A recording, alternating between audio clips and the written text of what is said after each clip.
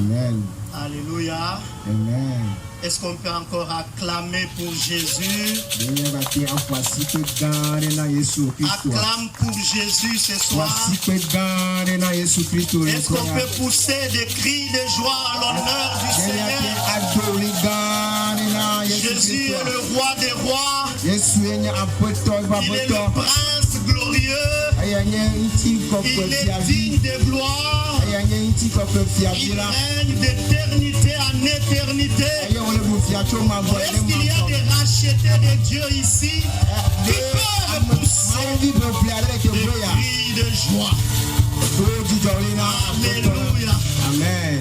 Que le nom du Seigneur soit béni. Alors, je voulais vous demander quelque chose. Dans la Bible, il y a ce que Christ lui-même a dit, que le dernier sera le premier.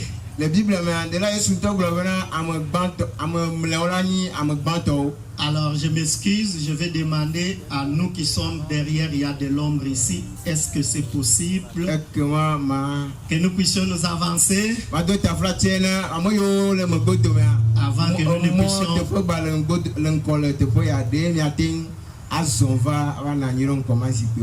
Avancez-vous s'il vous plaît, ça nous permet de mieux communiquer. Gloire à Dieu. Je bénis le Seigneur qui a rendu cette soirée possible. Et j'aimerais vous rassurer, chers bien-aimés, que devant Dieu, il n'y a pas de hasard. Peut-être tu es venu en ces lieux parce que quelqu'un t'a invité. Tu passais et quelqu'un t'a demandé de venir entrer ici. Ne considère pas cela comme un résultat du hasard. Parce que Dieu, dans son amour, il avait déjà préparé cette soirée pour toi. Et je suis venu t'apporter la parole qu'il te faut ce soir. Alors avant de partager avec vous la parole de Dieu, je voulais dire merci à Dieu pour cette occasion qu'il nous donne. Et j'aimerais également dire merci au pasteur Flindia, je voulais dire au docteur Flindia, le pasteur titulaire, ainsi qu'à tout son comité.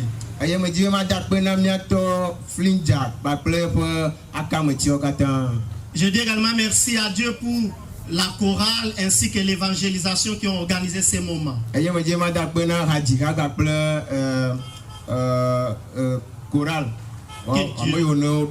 Dieu soit béni. Je bénis également le Seigneur pour ta présence, pour la présence de ton voisin. Prions pour la parole. Père, au nom de Jésus, je prie pour ce message. Oh Dieu, parle au cœur de quelqu'un. Mais surtout, libère la vie de quelqu'un. Alors que plusieurs sont dans des prisons. Alors que plusieurs sont esclaves, viens le libérer ce soir. Que la puissance de ta parole agisse dans le cœur. Qu'à la fin de ce message, qu'un homme, qu'une femme se tourne vers le Christ. Je m'élève contre toute puissance qui d'une manière ou d'une autre viendra pour ôter ta parole dans le cœur. Père, tu agis. Précieux Jésus, tu règnes en ces lieux. Au nom de Jésus. Amen. Amen. Nous allons lire dans Marc chapitre 5. À partir du verset 1er. Nous allons lire quelques versets jusqu'au verset 15. Nous allons lire en sautant et on va nous interpréter directement. Ok. Merci. Marc 5, verset 1, la Bible dit: Ils arrivèrent à l'autre bord de la mer, dans le pays des Gadaréniens. Aussitôt que Jésus fut hors de la barque, il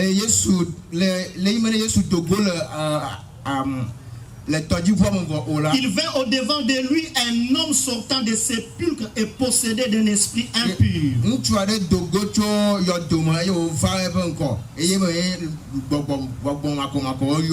Cet homme avait sa demeure dans les sépulcres et personne ne pouvait plus le lier, même avec une chaîne.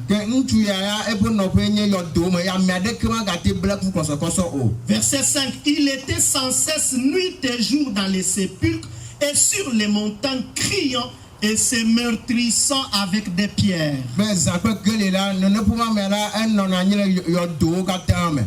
Ayant vu Jésus de loin, il s'accourut et se prosterna devant lui et s'écria d'une voix forte: Qu'y a-t-il entre moi et toi, Jésus, fils de Dieu très haut? Verset 14. Ce qui le faisait paître s'enfuir et répandir la nouvelle dans la ville.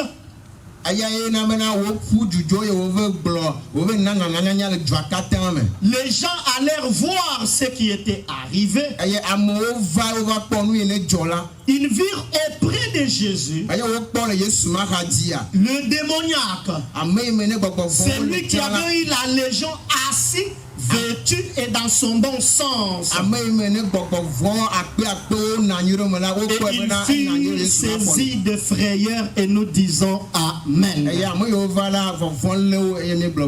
Ce soir, pendant quelques minutes, je veux partager avec vous l'histoire de deux personnes. Deux personnes qui ont apporté de l'étonnement dans leur milieu.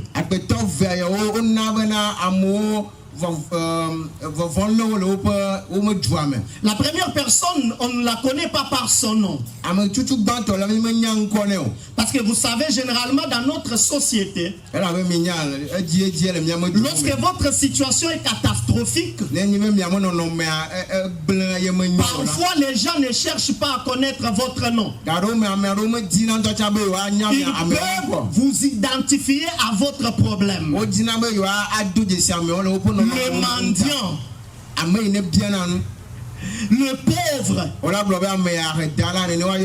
le possédé. Et c'est comme ça que cette première personne, la Bible ne nous présente pas son nom. On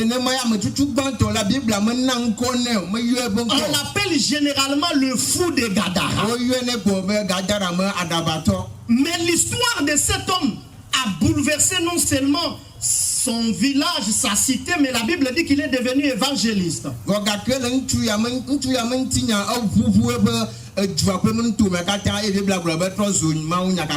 La deuxième personne que j'aimerais vous présenter dans cette histoire,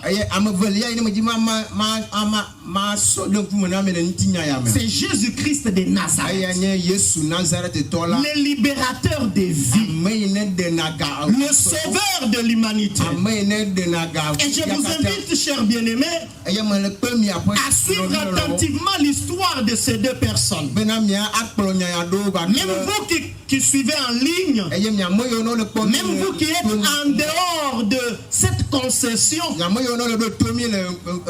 écoutez attentivement l'histoire de ces deux personnes. Que s'est-il alors passé? Le verset que nous venons de lire nous présente clairement ce qui s'était passé. Un jour comme celui-ci, la Bible dit Jésus est entré à Gadara. Ce n'était pas un hasard. Parce que devant Dieu, il n'y a pas de hasard. Jésus savait ce qu'il était allé faire à Gadara. C'est comme ça qu'il avait même invité les disciples et il leur a dit allons-y de l'autre côté de la mer. Lorsque Christ traverse la mer, il entre à Gadara comme la réalité de plusieurs villages, la réalité de plusieurs villes, les sépulcres sont souvent à l'entrée. Alors, Jésus passe par un cimetière. Et là, il rencontre un homme, mais qui était fou. Sa folie n'était pas une folie normale. Sa situation n'était pas une situation venue de l'ordinaire. C'était une situation provoquée par les puissances du monde des ténèbres. La Bible dit que cet homme était possédé. Et parce qu'il était possédé, il habitait dans les sépulcres. Il était sur les montagnes, des lieux de contact avec les puissances des ténèbres. On essayait de les maîtriser. Personne ne pouvait le maîtriser. On essayait de les lier. Personne ne pouvait le maîtriser. Jusqu'au jour où Jésus arrive, cet homme n'était pas libre. Cet homme n'était pas à l'aise. Cet homme n'avait pas la vie de tout le monde. Et j'aimerais vous dire que plusieurs ne sont pas différents de cet homme. Lui était dans les sépulcres. Ce soir, toi tu n'es pas dans les sépulcres. Toi tu n'es pas dans les montagnes. Mais tu es certainement dans quelque chose. Certaines personnes sont dans le péché. Les jeunes gens sont dans le vagabondage. Les jeunes filles sont dans les gris-gris. Les jeunes garçons sont dans l'arnaque en train de faire des aventures. Dans quoi tu es ce soir? Nous te regardons et nous disons que tu es libre. Mais en réalité tu es esclave. Tu es esclave des choses que les hommes ne voient avec leurs yeux. Tu es esclave comme cet homme. Et regardez les actions de cet homme, de ce fou de Gadara. La Bible dit, là où il était, si souvent, il prenait des pierres et commençait à se frotter sur le corps. Pour lui, il avait un plaisir. Je me frotte le corps, j'ai un plaisir. Mais pendant qu'il se meurtrissait, il était en train de se détruire. Chers bien-aimés, j'aimerais vous dire que toutes les choses dans lesquelles vous êtes et qui vous donnent un plaisir terrestre sont en train de vous détruire. C'est fou, c'est donner le plaisir. Comme plusieurs qui ont un plaisir dans le mensonge. Alors que tu mens, tu te détruis. Plusieurs jeunes filles sont dans une vie de copains, de copines. Certaines même arrivent à avoir des grossesses avant le mariage. Elles ont le plaisir, mais elles sont en train de se détruire.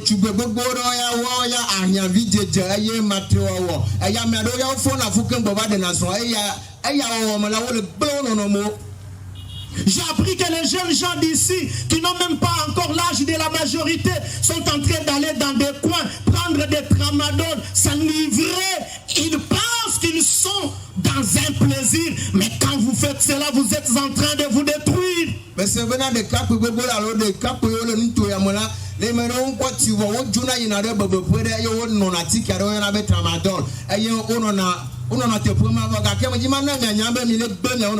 Jésus-Christ, le libérateur, vous pose cette question ce soir. Dans quoi êtes-vous?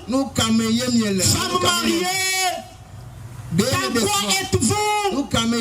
J'ai appris que certaines femmes, dans le secret de leur vie, elles sont dans le mariage, mais de l'autre côté, elles sont en train de de tromper leur mari.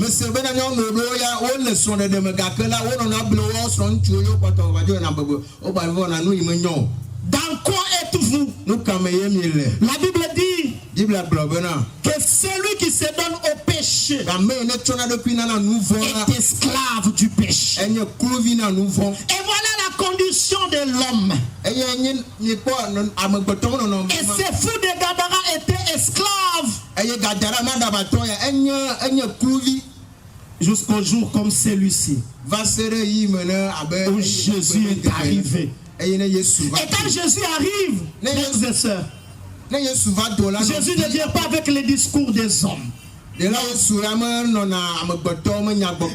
vient pas avec des paroles qui ne changent pas la vie. Non. Quand Jésus-Christ de Nazareth arrive, il arrive avec la puissance de la délivrance. Il arrive avec la liberté. Il arrive avec ce que le monde ne peut donner. Jésus arrive avec ce que le conseil des parents ne peuvent donner. Et c'est ce qu'il a fait dans la vie de ces fous. Il a bouté dehors l'esprit impur. Et cet homme est devenu libre. Et ce soir, Jésus a la liberté pour toi. Ce soir, Jésus a la vraie délivrance pour toi. Pourquoi? Parce que toute personne sans Jésus est esclave. Toute personne sans Jésus est liée. Et toute personne sans Jésus est dans le péché. Or, Dieu ne laisse jamais impuni le péché. Que ce soit un péché public ou un péché secret, Dieu ne laisse jamais impuni le péché. Il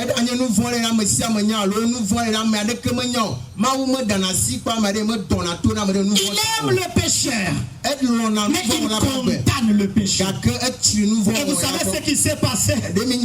Pour que Jésus libère le pécheur, il a quitté son trône de gloire. Il est venu sur la terre. Il a dit à son Père, tu as décidé de punir le pécheur, mais ne touche pas à l'homme. L'homme mérite d'être puni.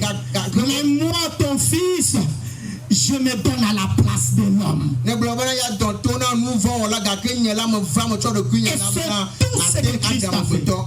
c'est tout ce que Christ a fait. Il est venu sur la terre. Là où toi et moi, nous étions condamnés. Nous étions candidats à l'enfer. Candidat au châtiment éternel. Il est arrivé. Il a dit à son père, mais voici, à la place de l'homme. Ne punis pas l'homme. Je prends sa place. Et c'est tout ce qui s'est passé. La Bible dit dans Matthieu 27, avant la fête de la Pâque en Israël, le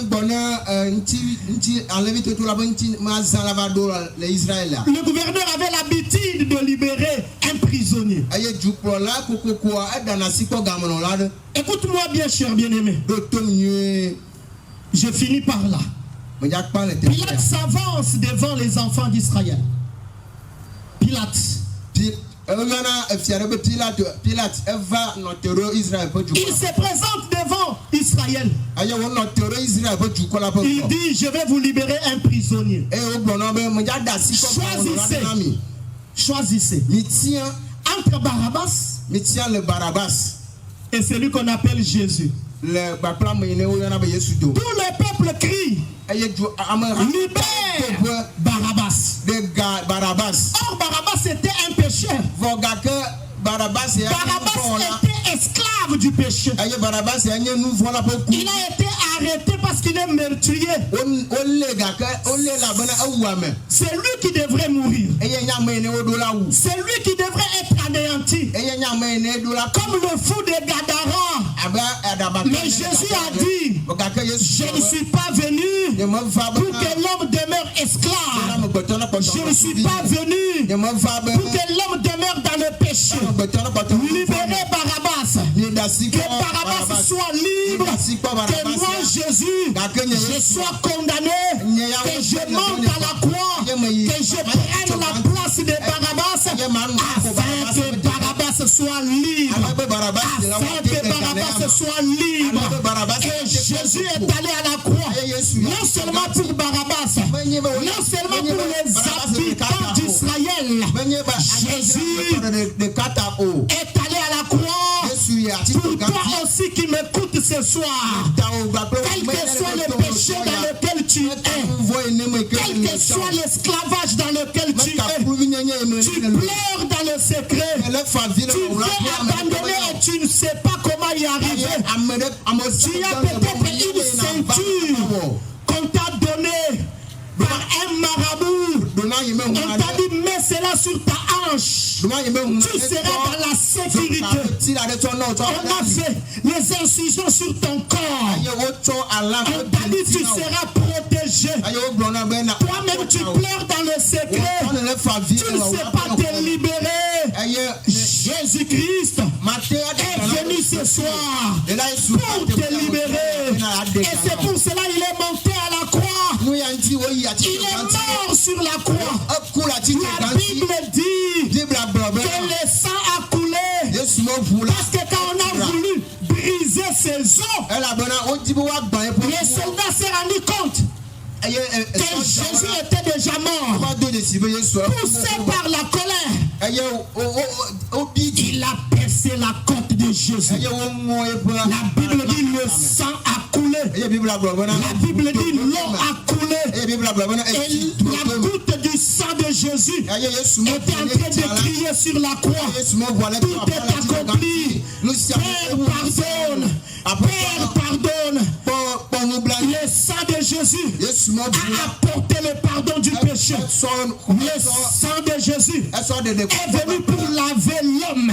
Le sang de Jésus est venu pour purifier l'homme.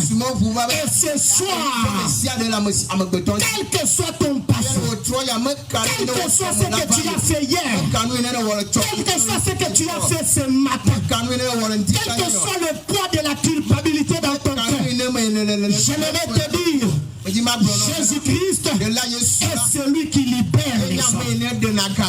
Il ne te condamne pas, mais il te libère. Comme il a libéré ce fou de Gadara. Et sa délivrance est disponible. Elle est aussi pour toi. Mais il te faut une seule chose. De décider de donner ta vie à Jésus. Personne ne prendra cette décision à ta place. Et ce soir, Dieu t'appelle à donner ta vie à Jésus. Ce soir, Dieu t'appelle à te décider pour Jésus. Oui, tu peux prendre cette décision ce soir. Dire je sors de mes chaînes et je me tourne vers Jésus. Vous savez, il y a quelques semaines, j'étais dans un supermarché. Alors je parlais aux jeunes gens qui étaient là. Je leur invitais à donner leur vie à Jésus. Alors, ces filles qui étaient devant moi disaient, on va réfléchir, on va réfléchir.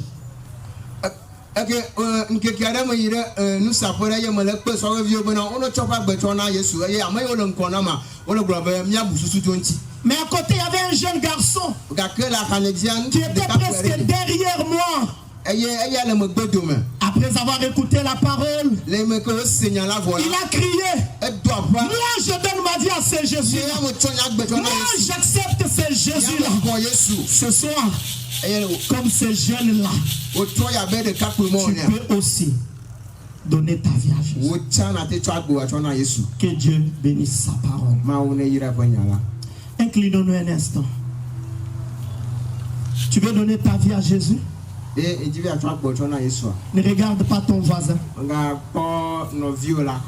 regarde même pas moi qui ai prêché ce soir. Regarde à l'œuvre de la croix.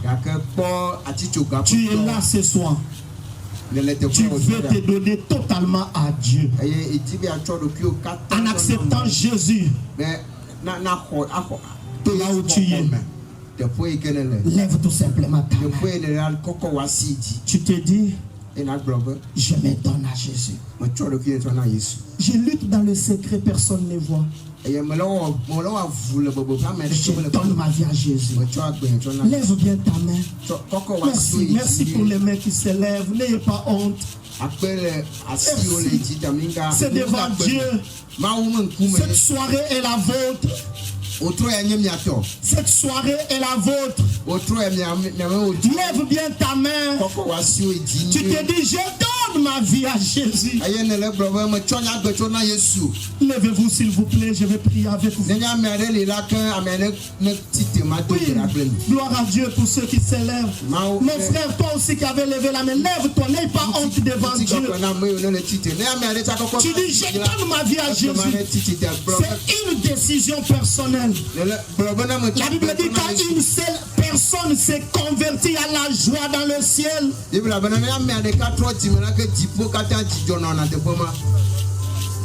Tu veux aussi te joindre à eux? Lève-toi s'il te plaît. Jésus. Vous qui êtes debout, que Dieu vous bénisse pour cette décision. Nous allons prier ensemble. Et après, je crois qu'il y a une équipe qui va s'occuper de vous. Nous avons nos pensées vers le Seigneur. Répétez juste ces mots avec moi. Répétez, Seigneur Jésus. Aujourd'hui, j'ai entendu ta voix. Tu m'as appelé à t'appartenir. J'ai décidé de tourner le dos au monde, tourner le dos au péché et te suivre toi et toi seul. Merci pour le pardon de mes péchés. Merci pour la vie éternelle. Je dis non au diable. Je dis non au monde pour te suivre toi et toi seul. Au nom de Jésus. Je vais prier pour vous, Père. Nous recevons ces bien-aimés dans la famille d'enfants de Dieu. Bénis leur vie et qu'à jamais ils puissent t'appartenir d'éternité en éternité. Au nom de Jésus. Amen. Acclamons le Seigneur. Alors s'il vous plaît, les bien-aimés vont s'occuper de vous. Est-ce qu'on peut célébrer le Seigneur? Acclamons Jésus. Ça a été leur soirée. Quand des personnes se donnent à Christ, dans le ciel, il y a la joie. Alléluia. Alléluia. Avant que nous ne puissions continuer la célébration, j'aimerais inviter ici tous ceux qui sont malades. Vous avez un souci de santé? Levez-vous s'il vous plaît. Nous allons prier pour vous. Nous allons prier pour vous. Lorsque Christ est venu sur la terre avant de commencer son ministère, la Bible dit dans la synagogue, il a pris le rouleau et il a lu la prophétie d'Ésaïe. Après avoir lu cela, il a dit, aujourd'hui, cette prophétie s'est accomplie. Jésus n'est pas seulement puissant pour libérer du péché. Il est puissant pour guérir. Il est puissant pour changer les vies. Il est puissant pour opérer des miracles dans les vies de ceux qui s'attachent à lui. Alors, Église du Seigneur, est-ce qu'ensemble nous pouvons lever nos mains? Alors que les bien-aimés sont debout, que la puissance de Dieu touche leur corps. Que partout où il y avait des soucis de santé, que la puissance de Dieu apporte la guérison. Ensemble, prions pour eux. Prions pour eux. Au nom de Jésus.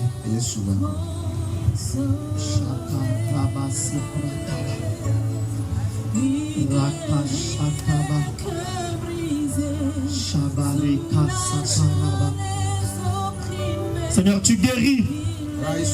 Seigneur, tu guéris. Seigneur, tu guéris. Touche mon frère. Touche ma soeur. Que la puissance de Dieu agisse dans vos corps. Que toutes sortes de douleurs, toutes sortes du mal dans vos corps soient libérées au nom de Jésus. Corps reçoit ta guérison. Corps reçoit ta guérison.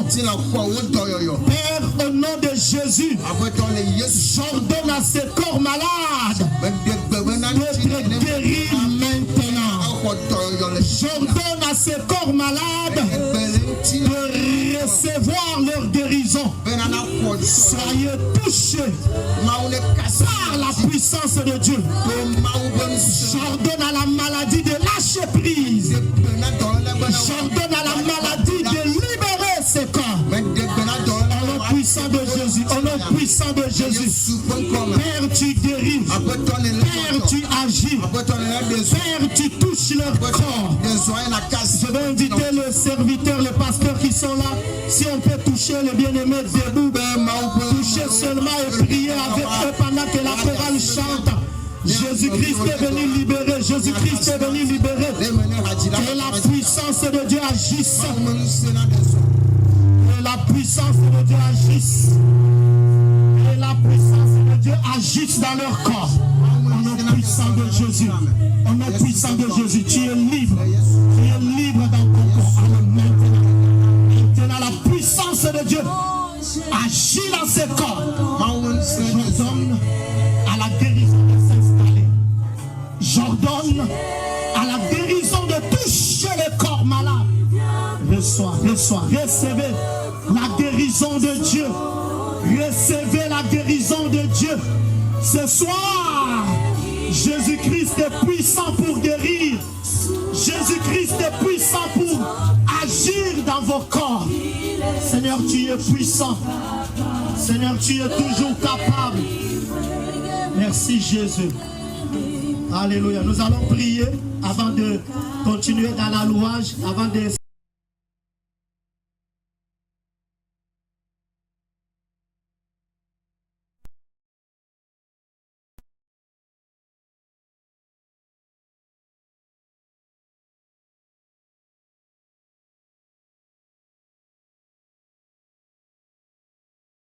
Tu seras victorieux devant les magiciens. Tu seras victorieux devant les marabouts. Tu seras victorieux devant l'enchantement. Tu seras victorieux à l'école. Tes enfants seront victorieux. Personne ne pourra les voir. Personne ne pourra les toucher. Personne ne pourra les atteindre. Aucune de l'ennemi. Je prie particulièrement pour les parents qui ont des enfants. Dans les 3 mois passés, les enfants ont connu un accident. Même le chauffeur ne sait pas expliquer comment l'accident est arrivé. Je prie ce soir, vos enfants seront en sécurité. Sécurité. Ne les atteindra jamais. Ne les atteindra jamais. Puissant. Parce que Jésus est puissant. Oh Seigneur, merci. Seigneur, merci. Seigneur, merci. Vous pouvez lever légèrement vos mains. Je vais finir par la paix au nom de Jésus. Tu équipes ton peuple de la puissance d'en haut, afin que devant les défis de la vie, que ton peuple soit fort, que ton peuple soit puissant, que ton peuple soit inébranlable. Pendant ces 3 mois, la victoire de la croix est ton partage au nom de Jésus. Pendant ces tous les domaines de ta vie, expérimente la victoire de la croix. Ce soir, la grâce de Dieu t'accompagne. La faveur de Dieu est ton partage. Mais surtout, la victoire de la croix est ton partage. Si tu crois cela, tu peux crier Amen. Que Dieu vous bénisse. Que Dieu soit béni.